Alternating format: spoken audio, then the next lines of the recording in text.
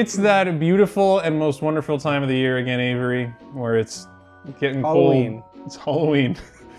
It's getting cold. It's getting a little festive around. People putting their lights up as we approach this big special day of Christmas or whatever holiday you celebrate around this frigid time of year at home. And what better way to kick off our Christmas seasons than by watching a quintessential Christmas film. It really captures the Christmas spirit perfectly, I think. It's exactly everything you're looking for. Just grab a mug of hot cocoa, sit by the fire, and watch Danny Houston eat some children.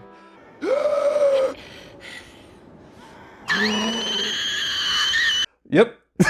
Watch, gather up grandma and the kids. Gather around by the fire, you know, with your cup of hot cocoa.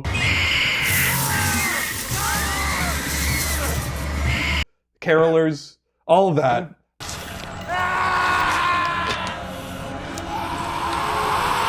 Will go perfectly with your screening of 30 Days of Night, which is what we watched as our Christmas movie for this year's Christmas special. It really felt like a good way to bridge the seasons. We moved right from the spooky season into the spooky season, but it's cold. Yeah, I guess it was my pick. It was your pick? It was my pick officially. So why'd you pick it? I mean, I was looking around at Christmas movies, like textbook Christmas movies, and none of them were really tickling my fancy. Either I wasn't interested, or they're movies that we've already talked about to death, or people who we like to watch on the internet have talked about to death. It'd be pretty hard to go back and watch like Charlie Brown Christmas and make a new video. It's challenging. Yeah, like A Christmas Story or any of that. Yeah, or like, you know, Krampus was a front runner. Yeah. We've talked about that movie a lot. I don't know that we have a lot left to say between us. So I wanted to pick something new and fresh. You should have been there while we were talking about it the first time. You should have been filming. Sorry. It's really good. Go watch it. Wanted to watch something new and fresh, but I thought it's got to be winter themed. So rather than go for Christmas, I branched out into winter themed horror, and I picked this little ditty, 30 Days a Night. I have not seen this movie for a very long time. Right. We talked about the host on our last episode, and I talked about our good old friend Jeff Irvin. Oh yeah. This is the Green Corner lore is going to expand because this is another Jeff Irvin pick. I have a distinct memory of watching this movie on DVD on the PS2 with Jeff Irvin at the cottage. And I texted Jeff to confirm this memory, and he said, yes, that did happen. This is really important to this. Was it the PS2 Slim or the full-size PS2? No, it was the thick PS2. This is the big one. I never had the Slim. Oh, that's awesome. And I don't think any film deserves to be watched on a DVD on a PS2 more than this film. It felt just about right. So I wanted to revisit it. I had fond memories of this as a kid. I remember watching it many times on DVD on the PS2. And I thought, you know what? That was wintry. That was cold. Let's go back and watch it. So we did. I remembered almost nothing, but in watching it, certainly remembered visuals and moments and things that I had forgotten. But that's why we watched 30 Days a Night for Christmas. What did you think of this movie, Avery? Well, I'll say that my experience going in was that the only thing I knew about it was that it was a Robert Rodriguez vampire movie, to which you, of course, informed me that I was thinking of From Dusk Till Dawn. Yeah. So I, in fact, knew absolutely nothing about correct. this movie. Yeah. That was my one fact was wrong. But this movie was a lot of fun. It was a very 2000s movie. Yeah. Which was great. It just kind of had that like edgy, like speed soundtrack that was just kept you going. Felt like Jason Statham would have fit in real well. Yeah. But it was more gory and scarier than I was expecting, especially with how it opened. I thought it had some really effective scenes. And this is kind of a thesis I'm going to dig into a little bit more. It felt like this was a movie that was rescued from being a mess, was kind of how I'd describe it. Okay. It was not a mess. I don't think so. But there were little telltale signs that it was close, I think, and I'm impressed that they managed to put together a darn good product. Basically, what it says on the box. It's a fun, fast-paced, well-done, spooky old Christmas movie. Yeah. I think I feel pretty much the same. When I thought, what am I gonna say? First thoughts on this, and my first thought was, it's pretty good. It's pretty good. I found this movie very refreshing Yeah. It's got that early 2000s feel, but I was thinking, why did this feel so fresh? Because it's not like that crazy of an idea or anything, but I think like modern horror has kind of been, the aesthetic of modern horror has kind of been hijacked by the big A24 hits. So you've got like The Witch and Hereditary, I feel like have defined what modern horror movies ought to look like. Yeah, and Reid hates them both. He's real frustrated with this. I love both those movies, and I love many movies that have followed in their footsteps, right? Like, we talked about Talk to Me recently on the show. That's a great movie that followed that same aesthetic. But it feels like everyone's trying to do it now. Everyone wants their movie to look and feel like the A24. Slow burn, spooky, someone standing in the corner of the room. Yep. Like, everyone wants to do it. Even the more mainstream stuff, like Insidious and Sinister, is still kind of that category, much closer to that than this. And there's lots of good movies out of that school of thought. Yeah. I love lots of them. But they do get a little bit samey. And a lot of times, it's people sitting in a house. And it can be really spooky people sitting in a house, but it's usually people in a modern home sitting around. So I think I found it really refreshing to see like a mid-budget horror movie with actors you recognize. You know, there's like reasonable names in this. I think the budget was $30 million. But it's like an interesting premise. It's shot on location somewhere interesting to look at that's not just a suburban house. Yeah. And it's got great monsters and creature effects and makeup and all that, which is just like, those things don't show up in mainstream horror anymore, and just no one does that. Economic reasons, right? Like, you could make a very similar quality movie without shooting on location, without spending that much on effects, and the studios know that. Yeah. It's like, no, write something in a house where you get 5 seconds of CGI shots. Yeah. And that's it. Make a horror movie that costs $3 million, not $30 million. Like the Blumhouse, movies, they do that. So I just found it really refreshing. I feel like, much like the mid-budget comedy, the mid-budget horror has kind of gone away with modern cinema going and streaming and people not going to theaters. It was just really refreshing, and I think that quality of the movie is less to do with the movie itself and more just like a nostalgia for this kind of movie coming out. The movie itself, I think it's solid. It's got, it went above and beyond in a few areas, namely creature effects.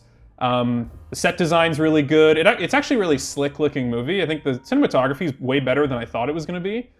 Then there's some points in the script that are just bafflingly silly and sometimes unintentionally funny. So it's a bit of a mixed bag, but overall, it's really solid.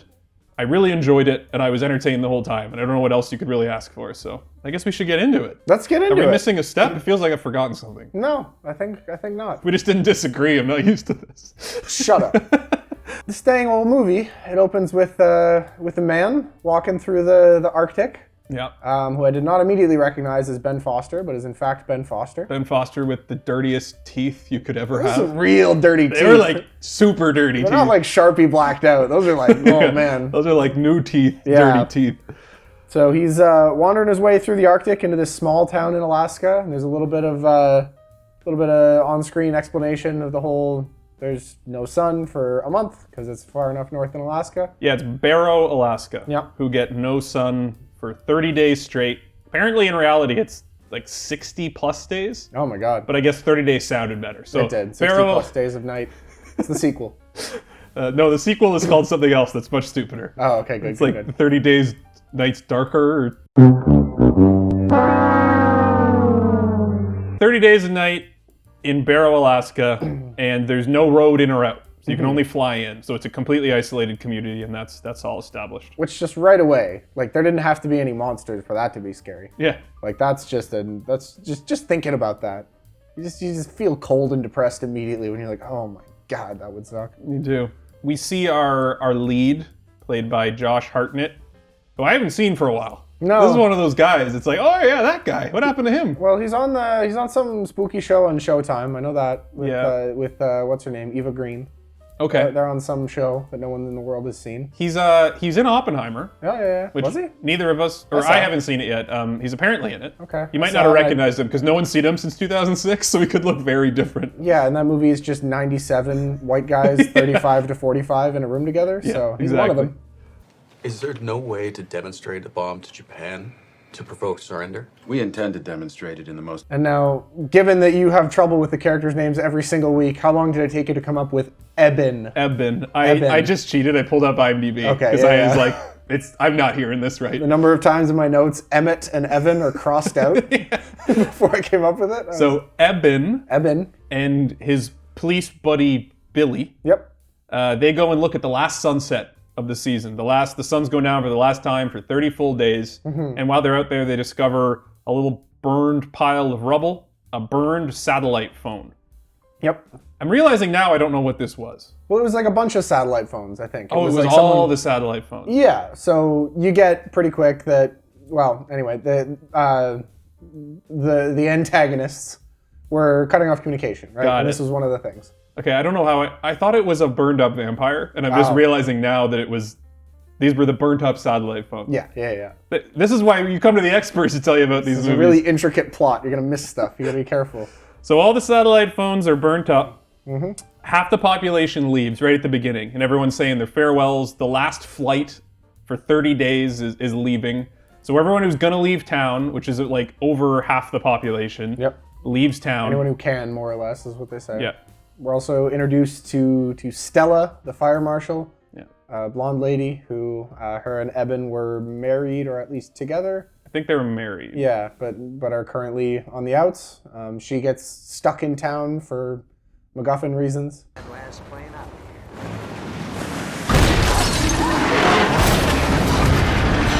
We kind of meet like a number of the locals. They kind of go around, like Bo, who's played by the guy from Sons of Anarchy. Bobby Munson, baby. Yeah, I love him. He's always great. The perfect guy to cast in a movie like this. Although you know who the director's first choice was? Forrest Whitaker. No. I was like, it's so weird, but anyways, this guy Bo, he's introduced as kind of a local who has a little bit of tension with Eben. A little citation now and then lets him know he's a part of this town. I guess, okay, this whole first section is basically everyone's leaving town, and there are things happening mysteriously that are cutting them off from the outside world. So all the cell phones get burned. Yeah. The sled dogs all get killed. Yeah. Which was, man, I hate when dogs die. That I was know. a lot of them. Sled dogs get killed, the computers get shut off. The helicopter gets destroyed. Yeah, helicopter sasabotaged. There's like 5 or 6 of them. You kind of get it right away. The characters are catching up, and it really helps set the mood of like dread of like, oh boy, they're in for it. I like that though. It's built. You're kind of like, Yeah. you know, nothing's gone wrong yet, but you're kind of like, oh, I wonder why the old. They're in for it. Yeah, I think this is probably the first time we need to talk about it. Is the accents? Did you pick up on this? Yeah, so Billy and Stella are both not American. Well, a lot more because this movie was shot in New sure. Zealand. Oh, okay, that makes sense. So, like Josh Hartnett and Ben Foster are obviously American. I don't know if Ben Foster's British, but they're actors. Pretty much everyone else is from New Zealand or Australia, trying to do an Alaskan or just basic American accent. Yeah. It cuts through a lot, and Billy is particularly bad. When he started talking, I was like, wait, why is there an Australia or a New Zealand guy here? And then I was like, oh, he's trying to do an American accent. Who'd do something like this? Maybe someone got a little upset about their roaming charges. You know what, Bo's not so bad. Why'd you bother riding him up? Might have something to do with why he's just not in the middle hour of the movie. Yeah, could be. But yeah, Stella as well. She's better, but her first couple lines, I'm like, oh, why is there an Australian woman here? There's a lot of small towns in this state. My boss wants all his gear inspected and certified by the 31st. And then there's just like a Maori family. Yep. Just like Pacific Islanders. Which I think are supposed to just seem like indigenous folks from guess. Alaska, but It's like, I'm no expert, but it's pretty easy to be like, that's not... Those guys are from New Zealand. Yeah, so there's a lot of New Zealanders and Australians in this movie. I'll put in some highlight quotes where it's like they weren't even trying to be an American. It's pretty great. It's weird that it happens all early, because you think if there's one time where you're like, you got to get the American accent right for this line, because all these characters, like their first 3 lines are where they're like real strong. The first guy that talks to Stella, like the mechanic or whatever, he's like atrocious. He just has a New Zealand accent. Doesn't even try. Yeah. Kind of put this off till the last minute, didn't you? Do we have any gigs, Murray? Yes, I've got an answer for that. No. So I guess the first thing of note to happen after this is the first kill. Right. So that's the two guys and the girl. That's the second kill. That's the second one. The first kill is the guy who runs the radio tower. Oh, who was weirdly shot like he was already undead a little bit. Yeah, he didn't look so good. He gets good. circled. And it's just pretty effective scene because these are like the fast, they're not zombies, they're vampires. Vampires. They're kind of like, but this is very much when the fast zombie craze was going wild with like 28 Days Later and stuff. Right. And these are the fast versions. So they're kind of circling him, running around. Yeah. They're making all kinds of spooky noises, and at this point, for the first kill, they're all out of focus, out of frame, but you can see them standing out of focus. And it's pretty effective. I thought it was pretty well done. Creepy Ben Foster gets arrested at a diner. Yep. It's kind of our next milestone. He's asking for like raw hamburger. Yeah, he wants raw meat. He says he has like a taste for blood. Just bring me a bowl of raw hamburger. I didn't really get. So I had to read. Who he was. I had to read about this. Okay. Apparently, he is based on Renfield from the Dracula story. Okay. So Renfield is like the human assistant to Dracula. Played by Nicholas Hoult in the hit film Renfield? Yes. That is one adaptation of Renfield. I haven't seen that. He's also, Renfield's played by Tom Waits in Bram Stoker's Dracula. Oh, yeah. But Renfield's basically a helper of Dracula that goes ahead of him and prepares things for him and expects a reward at the end. And one thing Renfield says is he craves raw meat. Okay. So I think it was just an allusion to that. I don't think there's anything in this movie that gives a reason why he would want raw meat, because he's not a vampire himself. Yeah, and that was pretty confusing, I thought. Because I was like, is he a vampire? And then they start to fight. I don't know if it was just a red herring. But yeah, if you just think of him as like what's his name from Harry Potter? The rat guy? Yeah. Basically. Rat guy. Rat guy. Yeah, he's kind of like that. He's the helper of the bad guys. Right. So that's But he's it. mostly just there to deliver ominous dialogue and tell them that you're already dead. Yeah. No way out of town. No one to come help. Shut up. We then get our second kill, which is the two guys doing the most blatant sexual harassment at work I've ever seen. Denise is right. Let's head back to my place. Neither of you are getting me alone. Neither! But those guys, two of the worst actors I've maybe ever seen in my entire life, they get killed. Yep. And like, this was the first really gory moment. Like the first guy who died, I was like, oh man, they're like showing some blood. This one, it's like the dude gets grabbed and then dropped, and he's like gushing blood and like gurgling, and it is gross. Oh yeah, I'm gonna be doing a lot of censoring on this movie. Yeah. A lot of gurgly blood moments. Josh Hartnett, Eben, goes and finds the first dead guy whose head is on a stake. Right. So now he's like aware that something not good is going on. The power gets cut somewhere in here.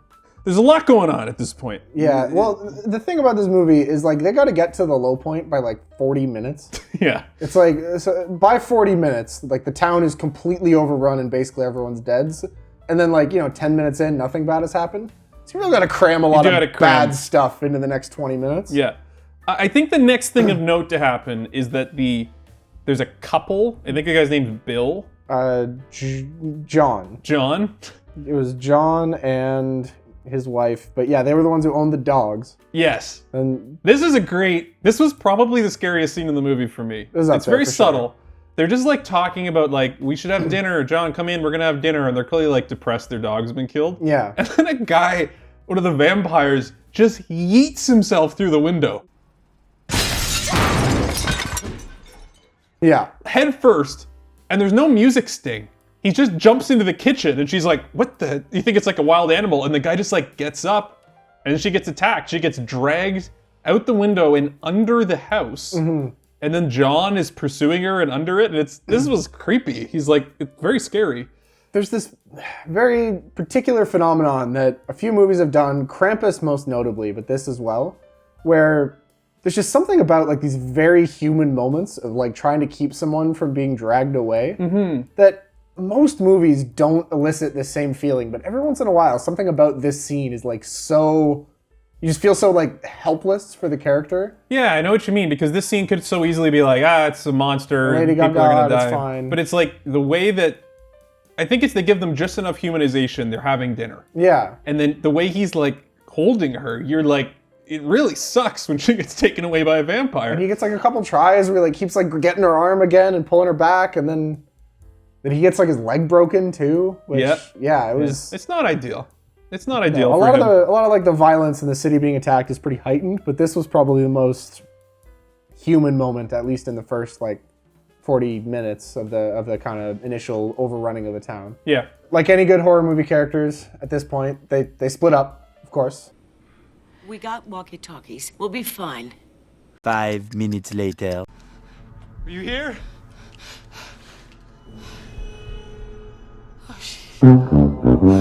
So Eben and Stella hop in their cop car to go somewhere. Do something. This movie's a lot of just, we got to go to the next place. Yeah. They leave his kid brother Jake and Grandma Helen at the Yeah. police station with Ben Foster. Yeah. They get to just some lonely road where they get attacked by a vampire. He like jumps on the roof of their car. He shoots it through the car. Yeah, and then it's like running. It's, you know, good horror stuff.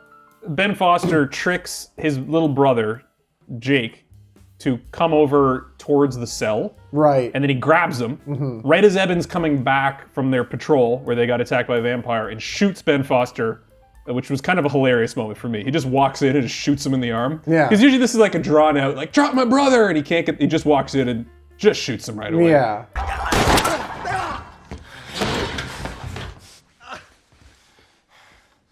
You shithead. I did like that largely Eben was he didn't feel like a movie character in the annoying way. No. He made a lot of really good decisions. Yeah. Like there's some dumb plot points and the script is like not that tight, but I liked his character a lot. He didn't have like a huge personality, but there was very few moments where you're like, he's ruining the movie by being a moron. Or like the movie's only happening because he's following the script. Yeah, right? he's just like, he's like a good at guy. his job. Yeah. He tries his best. I also think it's a pretty like good performance from Josh Hartnett. I don't really have much opinion on this guy, but this could have very easily been a forgettable role. Oh, and I've seen some. I mean, if you go watch Hollywood Homicide if you want to waste 2 hours of your life. Oh my God. Yeah, but it's just like he gives him just enough. And this scene where he shoots Ben Foster and then is kind of like sitting and Ben Foster's explaining that there's people coming and they've now kind of realized stuff's going wrong because they've seen a vampire. The electricity is cut. The computer lines are down. The guy's head was on a stake. Like It's they're gone under bad. attack. And Josh Hartnett's acting in the scene where he's like acknowledging that this is actually something going on. And like, it's good. Yeah, and he's scared, but he's holding it together. Yep. He portrays that really well. Who are you here with? Who did that to Gus? We get our first real look at the vampires. For the first time, they're no longer just like in the shadows and walking around. We actually see the lead vampire, who's the actor's name is Danny Houston. Who's been in 8 gajillion things Yes. on TV. He's kind of just one of those guys. He's one of the 3 William Strikers from the X-Men franchise. Okay. Maybe 4 now. I remember he was on an American Horror Story season. Sure. He's been in everything. Yeah. This guy is the head vampire. We see our vampires. Prosthetics on the vampires are excellent. Yes. They do very like animalistic prosthetic. It's subtle, where they still look human, but they've got kind of like a long snout that's almost like wolf-like. And then the black eyes that are slanted, they give them a very like alien feel. And the way that they move and the way that they act like animals in human skin was really done. Well done. It was. They're twitchy. Yeah. Their scream is very scary. It's like a shrieky scream. Yeah.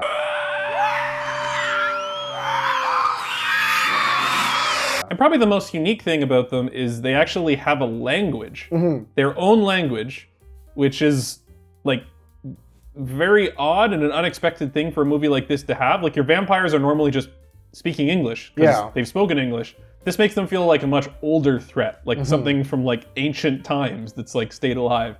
And I thought that was cool.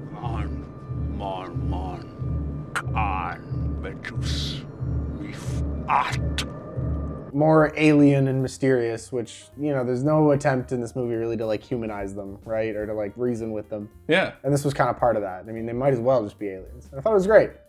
And I think both of us, we watched this movie and there were no subtitles on anything the vampires they were saying. The version we rented to watch did not have subtitles, and we're not the first people this has happened to, because I Googled it after, and this is a thing. Depending on where you're watching this, what streaming service, there are versions with and without subtitles. It depends on if they're set on or whoever has the rights. So we both watched it without subtitles. Way better. Well, presumably, yeah. I did read online the subtitles are pretty cheesy and like try to humanize the vampires, and so we have no idea what the vampires are saying. Yeah. I think that's the right way to watch the movie. I didn't want to know at all. No. It's so much better because the whole thing is how they're like almost human, but like alien and unfamiliar, and it's that uncanny valley thing. And just hearing them like obviously speak to each other, but you just don't get it, where they're like making some plan and you don't know it, is so much better than if I just saw the subtitle being like, "No, my vampire brother has been shot." Yes. Like, it'd be awful. No, I really appreciated it. I thought it was a choice. Clearly it wasn't. It was just that our version didn't have subtitles.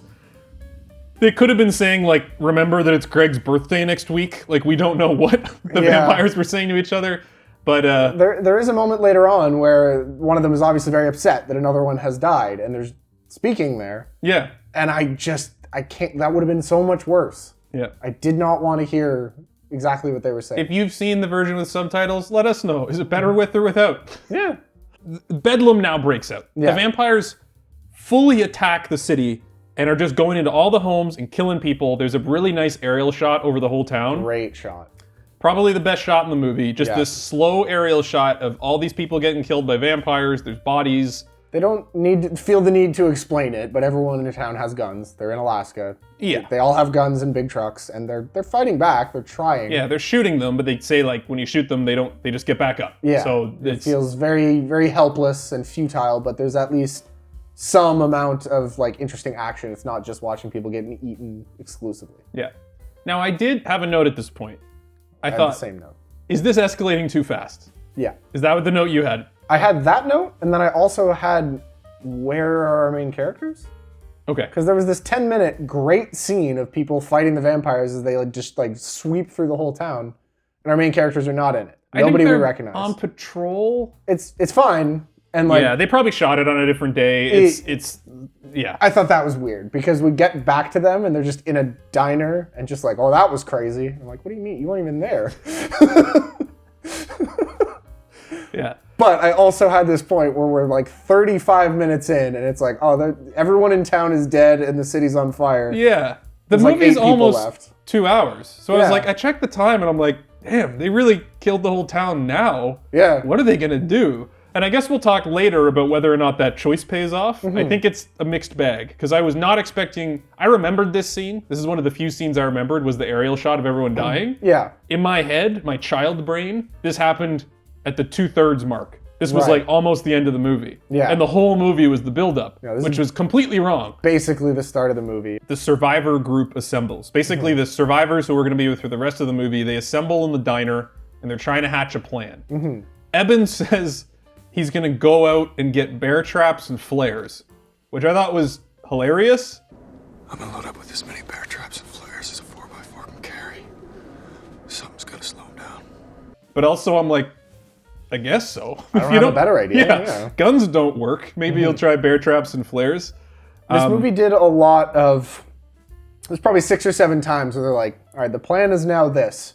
And at no point was I like, that's not a very good plan. Yeah. I was like, that's fine. I was like, I don't really have a better idea. No, like go for it. Yeah. So Eben goes out to try to find bear traps and flares. He gets his car flipped by vampires. And they're in a very precarious spot, him and Stella, because she went with him. And given how fast things were escalating, I was like, are they just gonna also die now? Like, I also thought that. But no, they are saved in a spectacular showing by Bobby Munson, baby.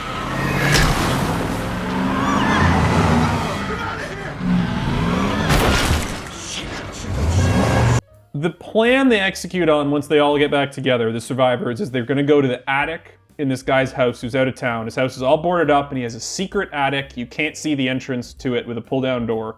So they all go there. And this is one of those things, like, you've spent so little time and seen so little of the vampires that it's not enough. You don't start to be like, well, an attic won't work. Like, it doesn't explain that they, like, have a sense of smell. It doesn't show them, like, their thought process. It's just, like, again, still very, like, this is bad. We don't know. Let's try an attic. Yeah, it's a fine idea. You're on I board. don't have much of a better idea. We should also say at some point in here, Ben Foster dies. He gets a little bit of like a line about they didn't take me he's sad. It didn't really pay off, and then he's just dead. Yeah, I didn't even write it down. I think that's another Renfield thing. Okay. Is that Renfield thinks he should be rewarded by Dracula, Right. and when Dracula finally comes, he just kills him. Yeah. So I think we have to chalk it up to that, because yeah, there's just not much else there. And again, he says something, maybe they explain it, because he does say something in Vampire. Okay. But neither of us had subtitles, so maybe he explains why he killed him. Them.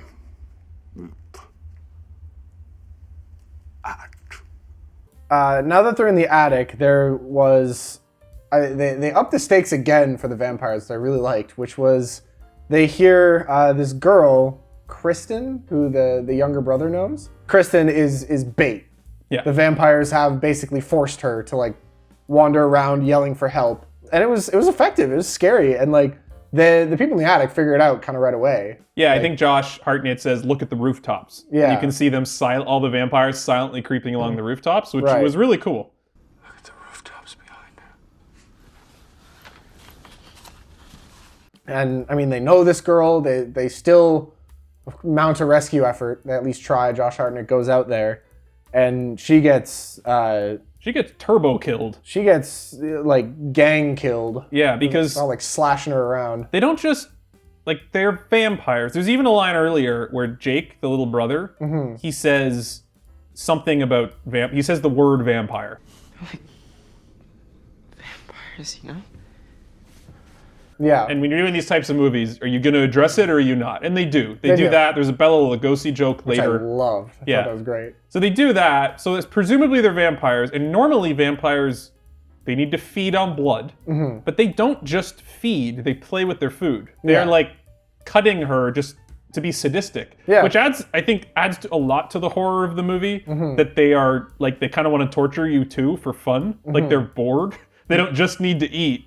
They're also like sadistic, evil people. Bit of the Predator vibe, where it's like it's a game for them. Yeah, and that's scarier. Well, and to be fair, if 30 days a year where you can do this, you gotta make the most of it. Yeah, I mean, it's their Christmas. 'Tis the season. It's a Christmas movie. It's a Christmas movie.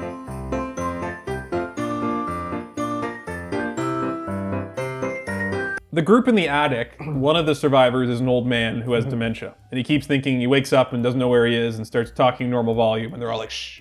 So that guy wakes up and wanders down into the house. He's talking full volume, and his son and Stella have to wrangle him. Because they're like, Dad, we can't leave the house. You know, like, there's vampires outside, you gotta relax. And the grandpa's like, I'm sorry, I get it. I was having a bad dream. Can I just use the washroom? Right. So they're like, use the washroom, just don't flush. And the grandpa sneaks out the door, which leads the son to go chasing after him. Right. I had a note in this scene. Because I don't think we actually see either of them die. We might. The grandpa It's hard or to the son. track all the characters because none of them have names or developed at all aside of the main three. I forgot how this movie ended. And I thought, because the grandpa keeps saying we gotta walk to the next town. Yeah. I'm walking to Wainwright. And they're like, you're never gonna make it, Grandpa. It's 800 miles and it's a blizzard. And I was like, is he gonna, could we never see him again? And I'm Right. like, did he make it? Was the end of this movie gonna be the grandpa rolling up with tanks from the next town and like bring in the cavalry? It didn't happen. No. But I had a moment where I'm like, what if that's the ending? That all hope is lost and grandpa in his dementia wandered to the next town and got help. That'd be pretty good. It didn't happen though, unfortunately. I did note at this point that I didn't know who any of these people were. And like I vaguely remember that the old man had been in the diner earlier. I didn't know his name. I didn't know that was his kid. Like I guess they had one scene. And then I thought about that and then I was like, but did I want them to spend any more time on these characters? Nope. If you're gonna spend time on these characters, you needed to have like 4. Yeah. They had like 8. There's like this older lady who makes it basically till the end. She does. No idea what her name is. Don't know who she is. No, she's And just... the one girl who got sexually harassed at the oil rig, Yep. she also makes it to the very That end. was her? That was her. Okay. No, no idea. So now they head to the store. Yeah. It says it's snowing, so it's their chance to move. Sure. Which it's day 7. I guess it hasn't snowed yet. Whatever. That's It's fine. snowing. They're like, with the cover of the snow, we can move to the general store. Right. Because we only need supplies. Josh Hartnett's has asthma, so we can get him a puffer. Did they set up his asthma at any point earlier? Yeah. Okay. He uses the puffer in like the first scene. Okay, and I wrote it down because I'm like, he's gonna have an asthma attack later. Right. And he does. All right, he does. So they go to the store, which is fine, new set piece. I don't care. I don't care that whether or not the plot makes any sense. It's fine. This is the most unintentionally funny scene of the movie for me. Oh yeah. I don't know how you feel about this scene. No, the same. There's a little girl vampire eating the lady. Very effective at the start. For 3 seconds, it's scary. It's spooky because the scene of the little girl eating her parents is in every it's in Dawn of the Dead and it's great. And then yeah, they walk up to her and there's this like horribly ADR'd line where the little girl says, "I'm done playing with this one. Do you want to play with me now?" Yeah. I'm done playing with this one. You wanna play with me now? It was horrible. I was like, oh no. That was like... No, don't do that. Like literally Harvey Weinstein walked in from his producer's room and is like, you gotta put this line in there or I'll cut your budget. Because that's the only way I can accept that this movie got in. It was not good. Yeah, it was so bad. She jumps at them and it's like slapstick comedy when they throw her and she's ragdolling around the room. This was Resident Evil. This was ridiculous. Mila Jovovich, Resident Evil, kung fu fighting 8-year-old girl delivering one-liners. Yeah. Not it. And then the cherry on top is Josh Hartnett runs in to save the day. And everyone's like, it's vampires back there. And no one tells him it's a 5-year-old girl. What? So he lines up the axe shot to swing when they run out at him, as if it's an adult. Yeah. And then the little girl runs out and he swings over her head, which is like it was like a straight slapstick moment. Yeah, we're in Zombieland now. Yeah. Yeah, this made no sense. And there were, when I talk about this movie being saved from being a mess, this is some of my indications that it could have been way worse. Yeah, if they did this like 2 more times, this movie loses credibility. Clearly, you get your one. Clearly, like there was differing ideas about what this movie was supposed to be between like the producers, the director, the editor, the actors. And this is just one of the worst cases of like it did not come together. There were some very different ideas because you could cut this scene so that it's just scary. Yeah. Take out the 80-yard line, take out the slapstick. It's just like an 8-year-old girl eating people and, well lit, well composed. The makeup's great. Yep. And then the final shot is they put her up on the wall and the little brother of Eben has to behead her, which is not effective because we've just sat through a comedy scene. Yeah. If like you said, if they cut it so that it's like little girl eating a body, no dialogue, and they pick her up and behead her, that's like a dark, upsetting scene because it's like, you had to do it. And Jake is like the most innocent character, right? Yeah. Like, again, they don't spend a lot of time with any of these characters, but that's what Jake is. He's like the little boy who they're trying to protect. He's like 15 or something. He looks older, but he's like 15. And yeah, you do that. And like they did try to give him a little bit of like PTSD about it, but it didn't work. There's too much comedy for this scene to land. You wanna play with me now? And then it cuts, and it says, this is where I wrote it down. Now it's day 18. Day 18. So they're just in this convenience store for 10 days. They're still there. And I was thinking, thank God that we don't have to watch those 10 days. Like, if the reality of this movie was to play out in real time, this would be the most boring movie ever. Well, Reid, that's called The Walking Dead, seasons 3 through 10.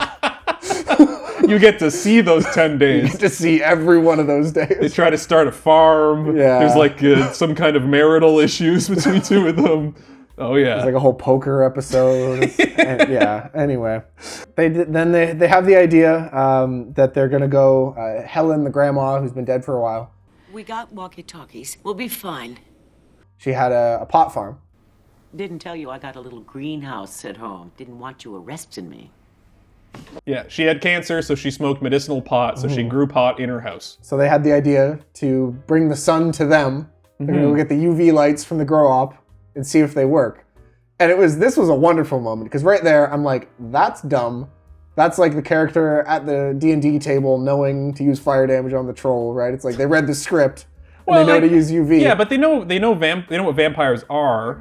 Like, kinda, but then they immediately address it because Bobby's like, just because that worked on Bela Lugosi doesn't mean it'll work here. Yeah. Just because something stopped Bela Lugosi doesn't mean it can stop these things. He goes over to get the UV light. I was very confused by this because he gets the UV light. He successfully fries the lady vampire, who's like the second in command one, and she dies. And then he leaves because he's like, I'm gonna come back to you, and then they cut the power, and he like just drops the walkie-talkie and runs off. Yeah, it worked. They're gonna cut off the power, so. But he doesn't take the UV light. None of this. It doesn't. This is my thing. It doesn't matter. But he doesn't take the UV lights, and this never comes up again. They're just doing the set pieces. But why? But why in the script did he test out that the UV lights would work? Was there a plan to use them? Yeah, it was a distraction because the other half of the group was going for the radio tower. He was going to the greenhouse as a distraction, but was going to kill a couple of them, so it was a good enough distraction. Oh. That was how they... That doesn't make any sense. I want you to understand that that's dumb. But I didn't care. Like, I don't care. They're just going between set pieces. Because even within this, they bounce back and forth like 8 times. Like, well, no, I'm going to go to the greenhouse. You go to the state. No, I'm going to go to the state. No, you go to that. No, we're all going to go over... You don't even think this plan will work. Yeah, but you do. And I'm just like, I don't care. Just go to the next set piece. It's fine. Yeah. Just go somewhere and I'm right there with you, movie. I'd forgotten it was a distraction. It was a distraction. That gives some credence to it. Because I was like, why did you do that? Because, yeah. No, it's a distraction. That's enough. They distract him so that other people can go turn the radio back on or get the serum or get the green key. It doesn't matter. Yeah. All right. I'm with you now. So then we get our big moment from Bobby Munson. Oh my god. Which was just awesome because at some point, for the 7th time in 10 minutes, someone says that they're going to sacrifice themselves heroically, but he, gosh dang it, actually does it. He does. He hops in his big old ridiculous zombie chopping saw tractor cartoon tractor thing, drives it through town, cuts up 200 zombies, blows a bunch of them in half with his shotgun. I was grinning ear to ear for this sequence. I was like standing up and cheering. It was awesome. He's just like cutting people and he's leading out the door and shooting them with a shotgun. And it was great. He's going out in a blaze of glory. Yeah. He crashes into a store. Like the saloon kind of. Yeah, the general store thing. Yeah. I don't know why he crashed again. He could have just stopped, got it. Because like it didn't like explode. He just kind of crashed into the front. And then he's like, ow, that hurt. I'm like, just don't do that. Just pull over, it's fine. So then he goes in, he gets a box of dynamite, and those vampires are all closing in on him. And then he lights a flare and drops the flare into the box of dynamite at his feet.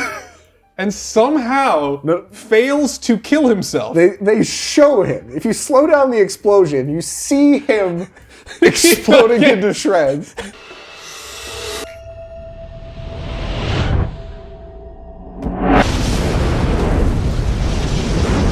He does not kill himself in the fire explosion. Like lightly singed. He is ejected from the room through a window and lands in the road so that the vampires can eat him. If you're gonna do the moment where your character blows themselves up with dynamite, they drop dynamite into their feet, just let that be the sacrifice. Don't force the character to be blown out a window and then get eaten by vampires. That's just like unnecessarily cruel. Yeah, and it wasn't like that good of a scene where like Danny Houston just walks up and like steps on him. Oh yeah, he curb stops him. Yeah, he's like basically dead, and it's like he already died. Just blow him up. Blow him up in a fiery explosion. Again, more evidence that I think this movie had a lot of traits of being an absolute mess. Yeah. But like, and we're getting very hung up on this, but it moves along pretty quick. It does. It's dumb, but it was a great scene. It was a ton of fun. The scenes that I'm saying are dumb, It is absolutely dumb. I was laughing at in the way that like would be fun for a movie night to be laughing at. I was never like annoyed or bored. Absolutely. It was like silly, and the parts that were good, so. Yeah, and I mean, continuity errors can ruin certain kinds of movies, and this is not one of those kinds of movies. Next time jump comes up next. Day 27. Yeah. So since that moment, it's now been 9 additional days. And remember, this was a distraction so they could rush over to the radio station to fix it and call for help. or something. So they do all that very frantically and then get there and stay there for 9 days. 9 more days. Again, the reality of this would be very boring if we had to watch it all. We don't. They very clearly did the day jumps in editing. Yeah. They shot this like 3 or 4 days consecutive. Like from the moment the movie starts to the moment the movie ends was 4 days. Then they got to the end and they're like, shoot, this movie's called 30 Days of Night. And the end of the movie, the sun will come up. Yeah. We can't just have them have nothing happen for 26 days. Yeah. We need to like pace it out. But then it doesn't make any sense. What were they doing? No. Was there no vampires for 9 days? No. It makes absolutely no sense. And I mean, after these 9 days, now they're like frantically running into the power station. Yeah, it's all urgent again. It's like, it seems like everything's fine if you've been 9 days, no problems. Right. No, I think where do they go? Back to the police station here? Because here's where they find Billy, who's just been gone from the movie for an hour and a half. New Zealand Billy. Yeah. Maybe someone got a little upset about their roaming charges. So that's the cop partner. So they like spot like a little pen light and they're like, oh, that must be Billy. And then they go up. And this is a weird scene. How'd you feel about this whole Billy and his family scene? Very dark. Yeah. Billy shot his wife and 2 kids to save them from being killed by vampires very early on, like presumably like day 1. And then tried to kill himself, but his gun jammed. Right. So he's like distraught and then Josh Hartnett gives him like a really hard time. Yeah. He's like, you never hurt your family. I feel like what they were going for, they established that him and Stella broke up because he didn't want kids. Okay. I guess it's good you didn't want kids, huh? There's one line about that. I think this is to reinforce the theme around that even though Josh Hartnett said he didn't want kids, he's very protective of family and kids, and that's like, he has strong family values, even though that's the reason they broke up. That's my only real guess why you do this scene. Yeah. I don't know. But it was very weird to do it all retroactive. Because you literally had Billy in like 2 scenes at the start, and he's just gone, and now you're like, oh man, Billy's back, and a bunch of bad stuff happened. Yeah. You're like, oh no! Like, it was weird. It was just weird the way they did it. There's also this line where they go into the room, there's 3 corpses under the blanket with bullet blood wounds where the head goes. Yeah. And they're in Billy's house. And Stella turns to the camera and says, it's Peggy and the girls. It's Peggy and the girls. And I'm like, yeah, no shit. Yeah, I get it. So yeah, this is the point of the movie where they go to the utilidor. Right. Utilidor. Where we pay off Chekhov's tub grinder. Yeah, it's like a big, I don't know what this thing is for. It's for like grinding up like anything, like metal. Right. Like industrial. But like with the structure, so yeah, it's like some industrial facility that they've been to earlier in the movie. They set it up. It's a big old grinding machine. They do like a big lingering shot on like, this is for grinding up stuff. Why would someone rip the hell out of my furnace? This is where the rest of the survivors are at the utilidor, and then Stella saves the girl walking down the street by herself. And is like hiding under a shed. Yeah. And like our 2 miscellaneous women that have kind of been around, they just like run into them at the utilidor. They get there. Characters are just places. Yeah. And then Evan and Billy run away, and I'm like, oh, they're gonna distract the vampires to save them. Yeah. But then they both just end up at the utilidor. Yeah. I don't understand where anyone is at this point in the movie or what's going on. But the end result is that all the survivors except for Stella are at the utilidor. Yes. And Stella and this little girl she found are in the town. Under like a house hiding. Yeah, like stuck under the house. There's vampires all around. Yeah. That's what's going on. They get attacked by a vampire. Billy does. Billy does. Billy gets attacked by the like Maori vampire. The Maori Dave Bautista vampire. Yeah. In a great little sequence where they fight him for a while, and then Billy, as an act of sacrifice, hurls the vampire into the meat grinder, but also gets his arm trapped in it, and his arm gets cut off. Yeah. Billy immediately turns into a vampire. Right. At this point, and then Josh Hartnett beheads him in one of the greatest movie beheadings I've maybe ever seen. It was really well done. Like way too, both his hand and then the beheading. We're like, this is where the budget went. Yeah. Like, I can't show it on YouTube. No. But I, interpret from this, the Green Corner logo will move with his head. It's pretty good. It's really, and it doesn't look silly. No, it looks like a real thing. You're like, it was like, A shockingly good beheading of Billy. I just wanted to call that out. I don't know if he like pissed off the director. Like he wasn't in all the movie. I assume he had some cut scenes. Maybe someone got a little upset about their roaming charges. Yep. But anyway, it's like Toby's head exploding in Michael's movie in The Office.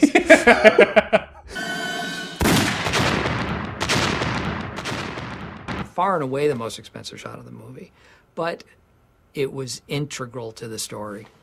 So Billy shows up just long enough to get his sacrifice.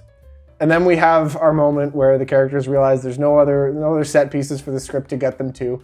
And they're just stuck in this building. Door, yeah. Estella's stuck Yeah. in the town under a car.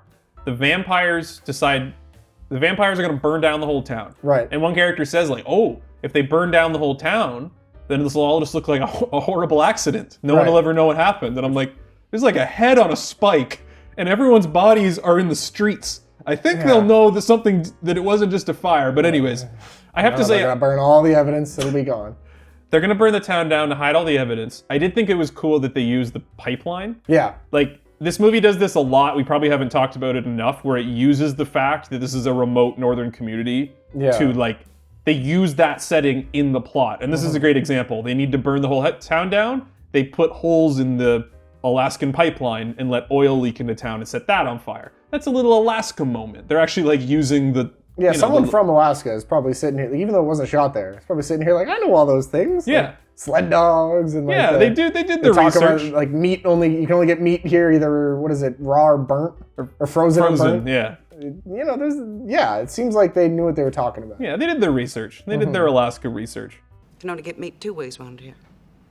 Frozen or burnt. Eben has this idea. He says he has a realization, the only way to save Stella, who's now pinned down, and he says, if she moves, the vampires will kill her. Right. If she stays, she'll burn to death. He'll kill her if she runs. She'll burn if she stays. So he's like, only one thing I can do. Obviously. I mean, this was easy. This was an obvious Only one. thing you did. This is what you or I would have done in this situation. Absolutely. You go get a syringe. Right. You take Billy's blood and you inject yourself to become a super vampire. Right. We can't fight them the way that we are. Because he says you don't turn into a vampire fast enough just getting bit. Which it took too long. Was set up. It was set up. He's got to go straight to the source. Yeah. So he injects himself with vampire blood. Mm-hmm. And then he's now like strong and has vampire powers. Right. And now he goes and fights the vampires and has a one-on-one with the guy. Danny Houston. Danny which Houston. all the other vampires just respect. Yeah, they respect the 1v1. Respect the 1v1. Yeah. They have a fight. A little kung fu fight. Like, we can talk a little bit about some of the action scenes, I guess, because they weren't really too far in either direction. Like, this movie isn't just like a gratuitous, like, ridiculous action movie, especially given a lot of stuff that was going on in the 2000s. It also wasn't bad. Like, it wasn't shaky cam, nothing makes any sense. Like, you knew what was happening. Well, it is fine. It's shaky cam, but it's tasteful shaky cam. Yeah. They use it to the right. They use it to the right level to hide.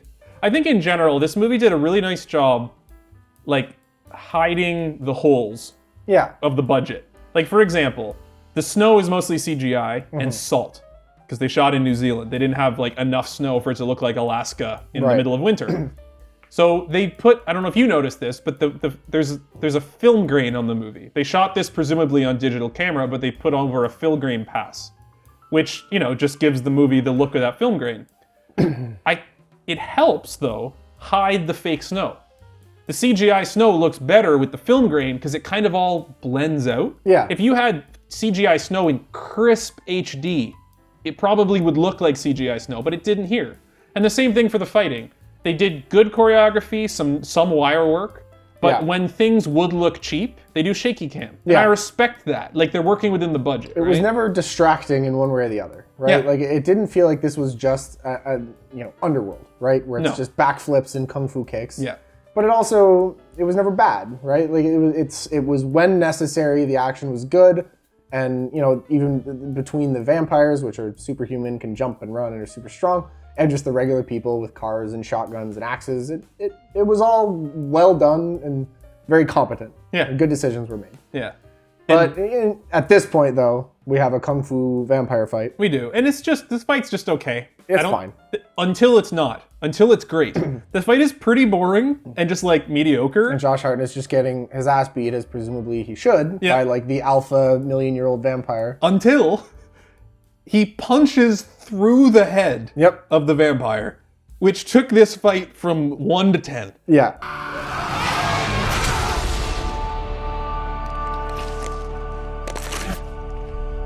And then all the other vampires just like tail between their legs, back up and wander off, and he won the day. They're like, he won the 1v1. That means we gotta go. I wrote at this point, it really seems like he could have just waited, because the sun comes up minutes later. 5 minutes later. Yeah. All the vampires were presumably going to leave when the sun came up anyways, and Stella probably wouldn't have burned to death in the amount of time in the 5 minutes that this happened. So him turning himself into a vampire and self-sacrificing, I think this guy wanted to sacrifice himself. He wanted to be a vampire. He wanted to be a bit of a martyr, I think. Yeah, he didn't have a lot else going on. Because like, you could have just waited 5 minutes. You didn't need to do this, Josh Hartnett. The timeline, yeah. trying to reason out any logic via the timeline of this movie is wasted effort. Yep. And it ends with watching the sunset. Him and Stella, they don't have a full,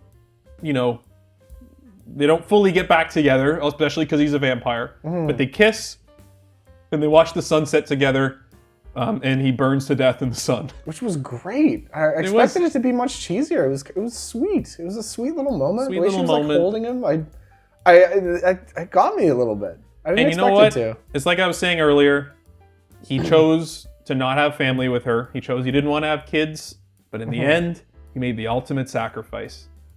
To turn into a vampire. And kung fu fight the other head vampire. Which is really what all women want. Strange. Something about like the Arctic and like ancient horror just works. It does. And I liked the elements of this that the vampires were mysterious and you don't know how old they are, you don't know how often they do this. They obviously have like a routine. I liked that whole mythos that built up around it. Yeah, they built it up just enough, and I think not having subtitles probably helps. Yes. It let us come up with more stuff in our mind than... Yeah. Like if the vampires are sitting there like, these are the 5 days a year we have. This is village number 18, and we're going to be here for... Maybe they might have said that. Let us know in the comments. One thing, we touched on it a bit. Great location scouting and set decoration. Because this feels like a remote town in Alaska, and every interior of every house also feels like a remote town in Alaska. Yeah. Down to the diner, the general store, all the little things feel like old school American town in the middle of nowhere. At no point, other than the terrible accents, did I think this is shot in New Zealand. Yeah. And I have to give them credit for that. It's so easy to have this premise of, let's do it in Alaska because they have 30 days a night there. And then just forget you're in Alaska for the rest of it. Yeah. They committed to it. They made sure the movie felt like it was in Alaska. The sound design is pretty good. Like when they're in the attic and you can hear the wind outside and the snow, it's convincing. It's probably shot on a soundstage, but it never felt like it was. Like you felt the cold of the actors and you really felt like you were trapped in with a blizzard and snowed in. And I appreciated them committing to the cold weather Alaska feel and actually using it as part of the movie and not just having that be like something and then totally forgetting about it. The movie needed it, for sure. It really all contributed to this feeling. And I don't know, we both grew up in Canada, right? I grew up in Northern Ontario, and it's not Alaska, but I was able to kind of connect my brain to the idea of being like alone in the woods in somewhere cold, and you kind of fill in the gaps from other movies and stories you'd seen. And yeah, I think that was really effective and really well done. It was also shot beautifully. It was. It looks great. Yeah, it looks great. The colors and the shot composition, and they have some really interesting shots too. Like we talked about kind of the overhead crane shot as the city is getting overrun with like all the shotgun fire and the like cars flipping that I think was excellent. Well, I think we didn't even mention at the beginning, which we should have. This is directed by a guy named David Slade. And he's had a pretty impressive resume. Twilight Eclipse. Yeah. But he did a movie called Hard Candy. Yeah. Which I've seen, and it's very good but very upsetting. the thing I really wanted to talk about is that he did 5 episodes of Hannibal. I did see this. Which is one of my favorite horror TV shows of all time. I'm actually currently rewatching Hannibal. Really? And did not make this connection until after already watching the movie and checking it. So it was a total coincidence. But knowing that now, I can see the similarities. The way the shot compositions look. Yeah. And how he does certain scenes with his actors. There's definitely some parallels there. And the violence, especially.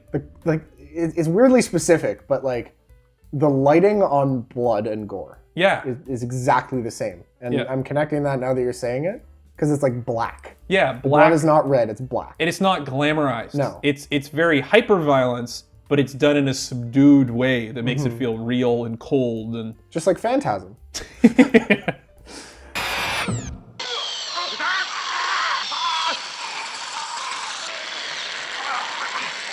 Oh, let's get into our scoring. Let's get into the scoring. I picked, so let me hear your critical score for 30 Days a Night, Avery. Critically, I have to give this a B-. I think this is firmly in the B, where it's solid.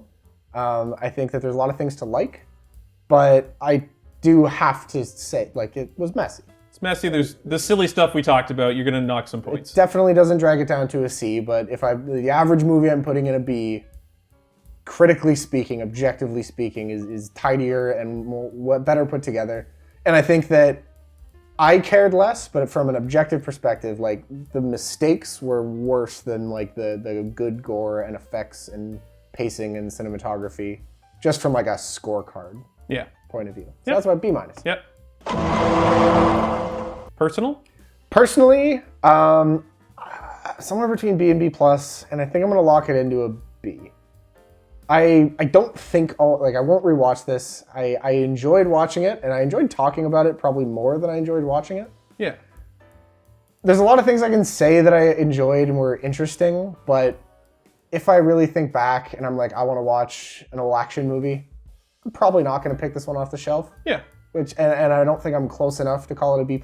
Also, you don't have a PlayStation 2 to play it I don't have a PlayStation 2. Which is truly the best way to watch this movie. Thick or thin. I think that a lot of 2000s action horror would be way lower than this, but I think B feels appropriate as like, yeah, I'll watch the second half on cable if it's on. Yeah, this is a good Sunday movie. Yeah, this came on Sunday at 3 p.m. I would certainly keep it on. Yeah, I might like do the dishes. yeah, exactly. It's around. When they're like moving between houses, you know, you go to the bathroom and make some food. Yeah, and then you come back in and they're like, we gotta get to the store. And you're like, I'm sure they explained why, and it made sense. I don't know if this is a green corner first or not. I can't remember, but my critical is gonna be B- and my personal is a B. Hey, so we locked that in. Exact same scores, same reasons you mentioned. Yeah. This is just a really solid movie. I enjoyed it. I would certainly watch it again, but I would not seek out a rewatch. I don't know that I would tell people they need to watch this, but this movie has a big fan base online. Like, there's a lot of love for this movie. That's cool. And I get it. I definitely understand this movie. If this hit you at the right age, it feels like everyone knows this movie. Like, this movie has more notoriety than it should. Well, I certainly didn't know about it. You didn't, but I feel like a lot of people, normal people from our generation, That's fair. I think there was just good marketing, because I feel like people know this movie. They know the cover. They know the premise. And it's weirdly stood the test of time for being kind of a very simple little horror movie with not much of a budget. So I liked it. It's a good movie. It's good. Let me hear your MVP, Avery. And this is probably the weirdest MVP yet. Like, in terms of when I don't have a guess for who you're gonna pick. Okay, well, it'd be a wasted guess because I made a weird choice that I'm gonna back up. So, when I think about this movie and about what worked for me, why I liked it, I loved that this movie was kind of a choppy mess. Okay. I think that there was kind of two worlds where I think if this movie is a lot slicker and a more traditional structure and some of the scenes are cleaned up, I'm really bored. I think that's worse. I think there's less to talk about. You get to focus on some of the gore and action a little more, but that was there, so that's fine. And then I think there's also, there's a world here where this movie is just a complete mess. Clearly, there was a lot of different voices. It was kind of being pulled in a lot of directions in terms of like we're doing the 30 days, but it's actually only 3 days, and why are they here? What's the plan? This movie, and if they got really hung up on those details, you kind of end up with Rise of Skywalker, where it's just like, what the hell are we doing? And why are we, I have no idea. And they kind of straddled that in a way that I really liked, and I think they basically made all the decisions to make this movie the most fun to watch. And for that reason, I'm giving my MVP to Art Jones, the editor. Okay. Which I understand is a crazy decision because objectively this is not a well-edited movie. There's straight up continuity errors, there's bad dialogue, there's scenes that don't make any sense. But just in terms of why did I like this movie, it was the editing. All right. This was a silly, weirdly edited movie that was fun to analyze, kept me interested the whole time, and is really fun to talk about. And shout out to Art Jones for sitting with this mess of film and scenes that don't make sense with all these producer and studio notes. And I think he chopped this up into something that is fun and engaging the whole time. You know what? I think that's commendable. Good pick. I mean, I think the movie's well edited, and I think that the really egregious things that could be recut, like the little girl vampire, there's no way that Art had final say on that. No, exactly. Someone walked in and is like, oh, she needs 2 80-yard lines, and he was like, oh, God, how am I going to put this together? Yeah. So yeah, that's a good pick. I can picture him sweating away there trying to piece this thing together, and I think he did a good job. I think he really Frankensteined it into something that was that worked for me the whole time, even when it was just like major mistakes. My MVP, mine's weirder than yours. Nice. And I need to say that I don't actually know that I've credited the right person with MVP, because I think for the category that I'm trying to give this to, there were 22 options, and I've tried to pick the person that seems to be the most in charge. Josh Hartnett. My MVP is Gino Acavito. Okay. Who is the special makeup effects supervisor.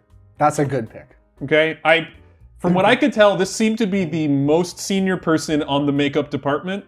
I can't tell. So if someone else in the makeup department for this is the real person who was in charge, I'm sorry. Just want to say the makeup department. I guess the breaks our rule that they have to have an IMDb page. I'm going with Gino Acavito. Okay. Because I discovered a weird rabbit hole about him. Ooh, okay.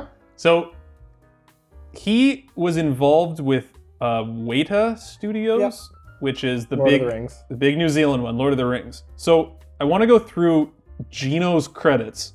These aren't all for makeup. It's a mixture of special effects, makeup, and just like additional services, but basically all within the realm of either visual special effects or makeup special effects. Okay. These are the films he has worked on. He's just, okay. I'm going to go from chronologically from the oldest up to the most current. Because the most current, I'll just say, is Lord of the Rings and The Hobbit. That was he worked on all of those, doing like makeup and special effects. But if we go back in time, we have a connection to our host episode, because he did work on Roland Emmerich's Godzilla. Woo! And then here is his resume since then. Men in Black, and keep in mind, this is makeup and special effects for these movies. Right. Men in Black, Independence Day, Avatar, Prometheus, Iron Man, Man of Steel, Hunger Games, Jungle Book, The New Planet of the Apes, Game of Thrones, Lord of the Rings, and The Hobbit. Good heavens. So he's good at his job. That's the guy you call in. Oh my God. And that's why when I looked in his IMDb, I was going to give it to the whole department. And I'm like, this guy's got the special sauce. Every single movie on this list is way bigger than 30 Days of Night. Yeah. And I feel like with how good the prosthetics were in this movie, the reason I'm giving it to him, I think this movie, if the vampires are just white face, sexy vampires with a bit of blood down the lip, this movie doesn't work. No. They have to be the animalistic, super fast, super scary vampires that these are with the weird prosthetics. That's why this movie works. That's why this movie is at all scary. I was ready to not be scared of the vampires. Yeah. Like when it starts out and they're just like whipping by and in black coats, I was ready to be annoyed by them. And yeah, they're great. They're scary. They're very good. And I think Gino Acavito had a big hand in that. Now, I don't know that, right. but I'm wagering a guess that he was a large part of that. And with the experience, like the one common thread on all these movies is there is a good monster or there's some excellent makeup. Yeah. Like even if you go to like the makeup in The Hobbit on the dwarves, yeah. or like Men in Black, the Vincent D'Onofrio. Yeah. Like if he was around for that Or I mean, like spectacular. Avatar speaks for it's like this. Just the guy knows what he's doing. Yeah. And I think he brought the special sauce on set for 30 Days a Night and brought us those special vampires. If anyone else deserves to be credited on that specifically, I apologize. Well, let us know in the comments if you somehow know. Gino, if you're watching, let us know which of your interns you put onto this project while you were busy with, Lord of the Rings. Yes, we'd love to know. Kind of put this off till the last minute, didn't you? So that's 30 Days of Night. 30 days. It is not 30 Days of Shite. In fact, it's quite good. I almost wish it sucked so we could use that line. No. I wish that the movie sucked so I could have opened the episode with 30 that. days of, it's all right. Thanks for watching along. This has been very fun. This is, we at the Green Corner wish you a Merry Christmas or Happy Holidays, whatever you celebrate. Hope you have a safe and happy time with all your families. We will be back in the new year. We're going to take a 30 Days of Night off, and we're going to take a break for the holidays and be back in the new year, where we'll get back with more deep dives, more green takes, and I will tease, we will be returning to a franchise that has been much asked for us to revisit. So we'll be diving back into Hell House in the new year with Hell House 2. Stay tuned for that and many other good things. And Merry Cramsmits.